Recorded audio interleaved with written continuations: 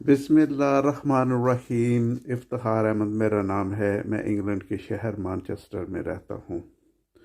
दोस्तों, आप सब ने, अगर आपकी थोड़ी बहुत इंटरेस्ट है पाकिस्तान में कि पाकिस्तान में हो क्या रहा है, तो आपने ISPR की प्रेस कॉन्फ्रेंस ज़रूर सुनी होगी।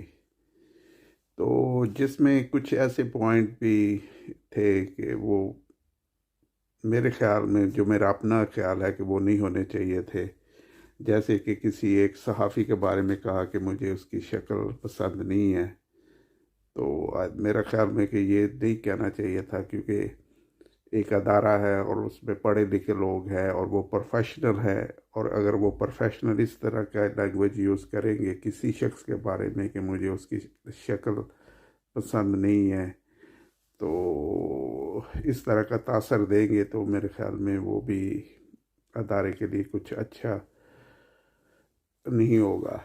तो दूसरी बात, एक जो इमरान खान के बारे में कही गई बार बार कि वो ज़हनी मरीज़ है, तो मेरे ख्याल में ये भी अवॉइड किया जा सकता था कि ये लफ्ज़ इमरान खान को बार बार ज़हनी मरीज़ कहना। हालांकि इमरान खान ने भी मेरे ख्याल में ये अच्छा नहीं किया कि वो चीफ ऑफ आर्मी स्टाफ के मतलब ये बयान दिया था कि चीफ ऑफ आर्मी स्टाफ ज़हनी मरीज़ है। तो उसके रद्द अमल में फिर आर्मी के स्पोक पर्सन ने भी ये लफ्ज़ इस्तेमाल किया कि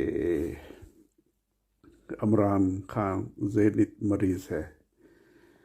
और फिर एक सहाफ़ी ने, जो मेरे ख्याल में बहुत अच्छा, उसने सवाल किया था आर्मी के स्पोक पर्सन से कि इतनी नफ़रत किसी से नहीं करनी चाहिए। ये एग्जैक्ट वर्ड नहीं है, लेकिन मैं कोशिश करूँगा कि जो उन्होंने कहा था कि वही कहूँ कि किसी से इतनी नफ़रत नहीं करनी चाहिए कि फिर आप उसके साथ इंसाफ ना कर सकें। तो ये भी मेरे ख्याल में एक बहुत पॉजिटिव था और बहुत अच्छा क्वेश्चन था। तो दूसरा फिर कहा कि सियासतदानों के बच्चे, और ये इशारा इमरान खान की तरफ था कि उनके बच्चे बाहर हैं। तो मेरे ख्याल में कि पाकिस्तान जिसके पास भी थोड़े से पैसे हैं, उनके सब के बच्चे बाहर हैं। नवाज शरीफ साहब के बच्चे बाहर हैं, जरदारी के भी बाहर ही होते हैं ज़्यादातर। तो उसी वक्त ही होते आते हैं ये मुल्क में जब इनकी हुकूमत हो। तो बाकी तो सब सियासतदानों के और जिनके पास पैसा पैसा पैसा है, जिन्होंने पैसा बनाया हुआ है, उन सब के